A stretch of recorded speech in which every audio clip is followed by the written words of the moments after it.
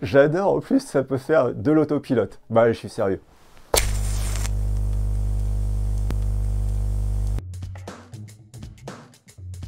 Bah, automatique, évidemment. Mais l'automatisme dans le domaine de la mobilité, c'est ce qu'on appelle l'enrôlement, justement.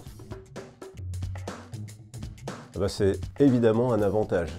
Mais pour expliquer pourquoi c'est un avantage, je vais simplement faire une comparaison.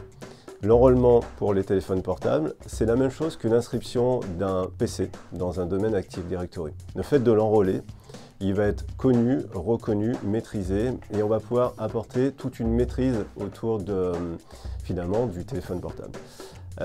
Si on n'avait pas cette capacité d'enrôler les téléphones, finalement, on n'aurait pas la possibilité de contrôler la sécurité, la connexion, on n'aurait pas la possibilité de gérer le cycle de vie du portable, même lors du départ d'un collaborateur. On n'aurait pas la capacité de publier, de maîtriser les applications qui sont envoyées sur les téléphones. Donc finalement, ça n'apporte que des avantages.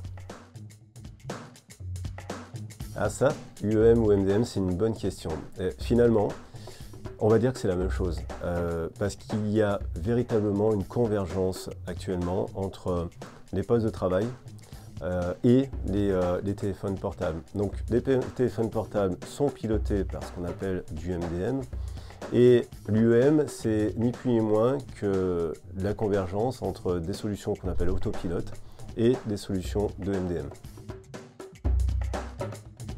Autopilote, déjà, ça va nous permettre d'intégrer et d'automatiser l'enrôlement, finalement, de l'ensemble des machines Windows 10. Alors, quand on parle de ZTE, finalement, on fait référence à de la mobilité.